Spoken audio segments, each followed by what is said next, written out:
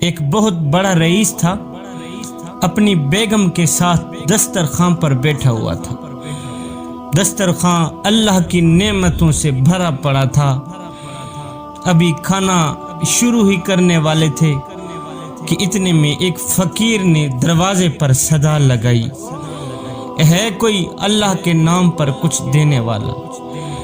صبح کا بھوکا ہوں، شام ہو گئی ہے، ابھی تک کسی نے مجھے روٹی نہیں دی، بھوک لگی ہے، روٹی چاہیے، ہے کوئی اللہ کے نام پر مجھے ایک روٹی دینے والا؟ اس شخص نے اپنی بیوی کو حکم دیا کہ سارا دسترخوان اٹھا کر اس فقیر کی جھولی میں ڈال دو۔ دسترخوان کے اوپر جتنے بھی کھانے لگے پڑے ہیں سارے کے سارے اٹھا کر اس فقیر کی جھولی میں ڈال دو۔ عورت نے حکم کی تعمیل کی، سارا کا سارا دسترخوان اٹھا کر جس وقت اس نے اس فقیر کا چہرہ دیکھا، جس وقت عورت نے اس فقیر کا چہرہ دیکھا تو دھاڑے مار کر رونے لگی، تڑپنے لگی، رونے لگی۔ رونے والی عورت کے شوہر نے اس سے پوچھا کہ کیا ہوا؟ تو فقیر کو خیرات دینے کے لیے گئی تھی، واپس آئی ہے، روتی کیوں آئی؟ اس عورت نے بتایا کہ صاحب، یہ شخص جو فقیر بن کر ہمارے گھر پر دستک دے رہا ہے، یہ جو بھکاری بن کر ہمارے دروازے کے سامنے بیٹھا ہے، چند سال پہلے اس شہر کا سب سے بڑا مالدار اور ہماری اس کوٹھی کا مالک اور میرا سابق شوہر تھا۔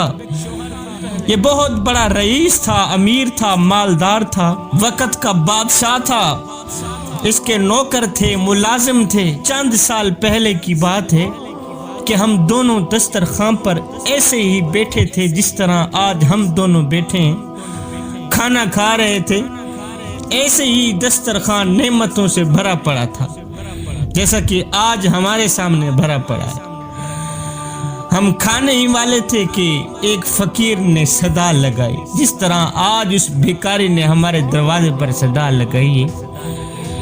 اس نے صدا لگائی، ہے کوئی اللہ کے نام پر کچھ دینے والا؟ میں 2 دن سے بھوکا ہوں، اللہ کے نام پر کھانا دے دو، مجھے دعا کر کے چلا جاؤں گا۔ میرا شوہر دسترخوان سے اٹھا، اس فقیر کی اس قدر پٹائی کی، اس کو بے عزت کر کے اسے لو لہان کر دیا، ذلیل کر کے اس کو مار پیٹ کر بھگا دیا۔ نہ جانے اس فقیر نے کیا بد دعا دی کہ میرے شوہر کے حالات دن بدن خراب ہونے لگے، کاروبار ٹھپ ہو گیا، اور جب کاروبار ٹھپ ہوا مال بھی چلا گیا، پیسہ دھن دولت ختم ہو گئی، پھر ملازم بھی نہ رہے، نوکر بھی نہ رہے۔ جب اس کے پاس کھانے کے لیے کچھ نہیں تھا تو وہ ایک فقیر بن گیا، اس نے مجھے بھی طلاق دے دی۔ چند سال گزرنے کے بعد میں آپ کی زوجیت میں آئی، میں آپ کی بیوی بنی۔ شوہر بیوی کی یہ باتیں سن کر چیخ پڑا، بیوی کی یہ داستان سن کر تڑپ گیا، رو کر کہنے لگا، اے میری شریک حیات، کیا میں آپ کو اس سے زیادہ تعجب والی بات نہ سناؤں؟ شریک حیات نے کہا، میرے سرتاج ضرور بتائیں۔ کہنے لگا، جس فقیر کی آپ کے سابق شوہر نے پٹائی کی تھی وہ کوئی دوسرا نہیں تھا بلکہ وہ فقیر میں ہی تھا۔ اللہ اکبر۔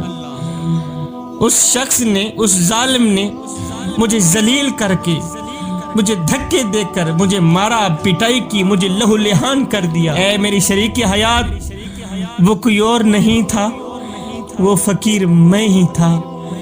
بے شک ظالم اور متکبر کو فلاح نہیں دیتا میرا اللہ۔ جو لوگ غریبوں اور ناداروں پر ظلم کرتے ہیں، دھتکارتے ہیں، ایک دن خود اللہ کی مشیت انہیں اس مقام پر لا کھڑا کر دیتی ہے۔